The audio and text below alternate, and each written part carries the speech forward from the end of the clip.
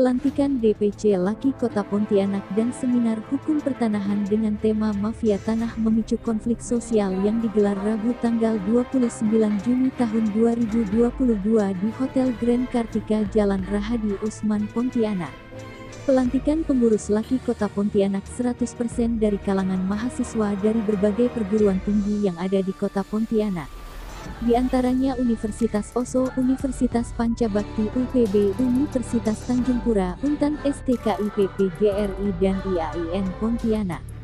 Adapun sebagai narasumber yang hadir pakar hukum pertanahan Dr. Hasmi SHMH dari Universitas Trisakti Jakarta dan pakar hukum Untan Turiman SHM HUM serta Kapolda Kalbar dan Kejati Kalbar. Hadir dalam acara tersebut anggota Laskar Anti Korupsi Indonesia, Laki, anggota Relawan Laskar Anti Korupsi Indonesia, Rela, Kepala Desa Sungai Itik Kecamatan Sungai Kakap, Kepala Desa Sungai Raya Kecamatan Sungai Raya Kabupaten Kubu Raya serta tamu undangan yang hadir. Ketua Umum Laskar Anti Korupsi Indonesia, Laki, Burhanuddin Abdullah SH kepada sejumlah wartawan mengatakan, kita harapkan dengan pelantikan kepolisian ini dapat membangkitkan mahasiswa untuk melawan korupsi. Jadi momen ini sangat tepat karena pengurusnya 100% itu dari mahasiswa. Jadi kita buat hari ini adalah hari kebangkitan mahasiswa menggempur koruptor. Momen ini kita jadikan seperti itu. Pak, alasan untuk mengambil mahasiswa sendiri itu? Ya, karena alasan sangat tepat sekali. Karena mereka merupakan kader harapan bangsa. Karena mereka lah kita harapkan untuk memimpin bangsa ke depan. Dan mahasiswa adalah orang-orang yang idealis dan aktif untuk menyuarakan pemberantasan korupsi demi kepentingan NKRI. Ya. Pak, terkait tema Pak, mafia tanah dan konflik sosial seperti apa? Ya. Nah, ini kita akan menindaklanjuti dari suatu instruksi dari Bapak Presiden dengan dibentuknya Satgas Mafia Hukum oleh Kejaksaan dan Polri. Nah, karena apa? Karena banyak masyarakat yang mengadu kepada Bapak Presiden tentang banyaknya korban terhadap mafia tanah, sehingga meresahkan masyarakat dan negara kita.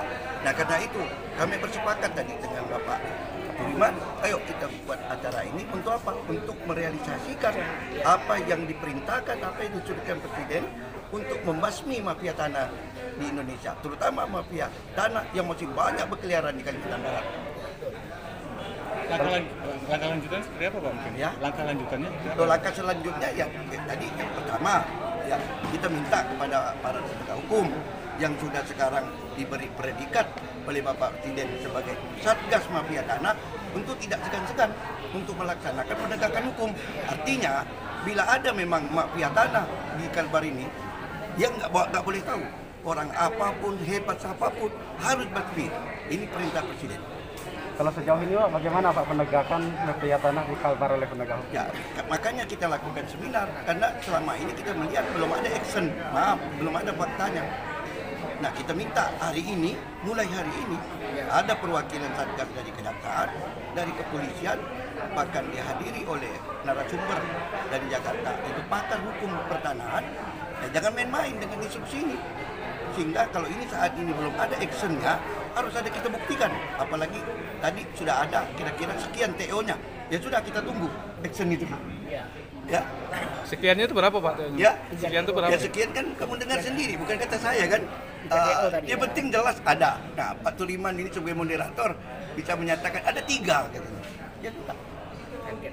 Nah, TO-nya sudah ada ya. Nah, oke. Sementara Turiman SHM HUM pakar hukum Untan kepada sejumlah wartawan dia menjelaskan. Lalu 3 yang akan diambil.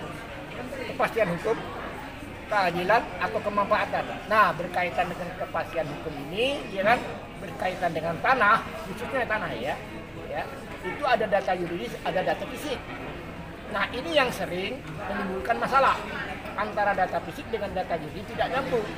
Kemudian lengahnya masyarakat adalah hak-hak lama belum didaftarkan, Ada juga yang sudah sadar mendaftarkan, tapi begitu didaftarkan ternyata sudah ada sertifikat di atas data fisik tersebut.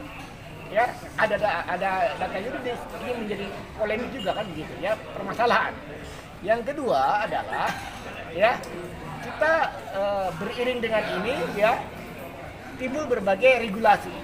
Misalnya tadi saya sebutkan peraturan pemerintah nomor 18 2001 itu kan pelaksanaan undang-undang Omnibus Law. Ya, khusus bagian tentang pendaftaran tadi. Dan itu dalam kaitannya dengan kondisi Kalimantan Barat bisa menimbulkan konflik. Ya, konflik sosial, horizontal maupun vertikal. Kenapa? Karena sejarah kita ini, sejarah daerah Kalimantan memang berbeda dengan provinsi lain, begitu. Ya, apalagi tadi ada tanah suap raja dan bekas suap raja ini beda sekali, dan itu punya ciri khas dari Kalimantan, ya, Kalimantan Barat dan Sultan.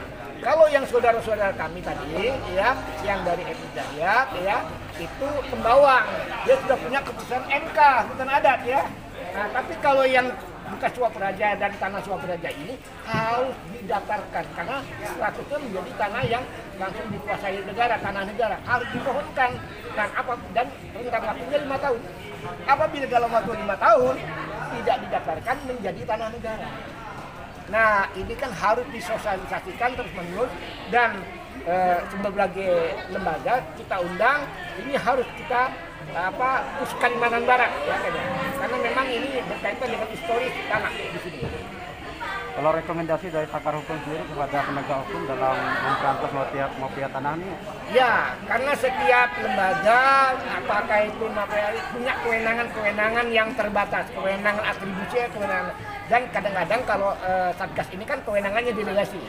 Artinya kalau dia menemukan sebuah itu dia harus presentasi dulu, ya kan? Nah, akhirnya kembali kepada pemegang kewenangan atribusi, ya. Nah, misalnya kembali kepada PPN, kembali kepada BPN sebagai kewenangan atribusi, ya kan? Karena dia yang melaksanakan, menerapkan undang-undang tentang pertanahan tadi yang sudah dijelaskan panjang lebar tadi oleh Dr. Hasmi, ya. Ini yang penting. Yang kedua, law enforcement, penegakan hukum terintegrasi. Jadi tidak bisa kita hanya menegakkan hukum sendiri-sendiri nih. Laki sendiri, tindakan sendiri, BPN sendiri, tidak bisa. Ini harus bersinergi, duduk bersama, musyawarah. Ya, gimana? Nah, ini harus ada. Walaupun ya nanti kalau hal-hal yang dimediasikan tidak bisa, ya kami serahkan di dalam penegakan hukum profesional begitu. Christoporus Trianda Belo, Ketua DPC Laskar Anti Korupsi Indonesia, Laki Kota Pontianak dari mahasiswa, dia memaparkan. Sesuai dengan pemateri yang kita ambil tadi, sudah jelas itu pematerinya dari Universitas Trisakti, sama juga kita dengarkan pemateri dari Kejati dan dari Polda juga. Jadi langkah kami sebagai mahasiswa itu ya mengikuti aturan yang sudah ditetapkan oleh pemerintah, gimana kita mengikuti aturan yang telah berlaku, terutama untuk kemajuan DPC Laki Pontianak ini. Yang harus kita utarakan itu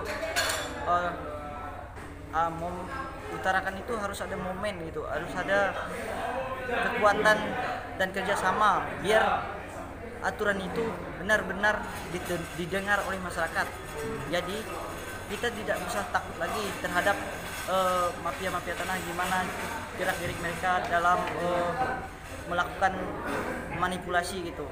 Kalau misalkan ada terjadi kayak gitu, kita jangan takut melaporkan kepada pihak penegak hukum yang berkepentingan. Kalimantan Barat Media Kalbar mengabarkan.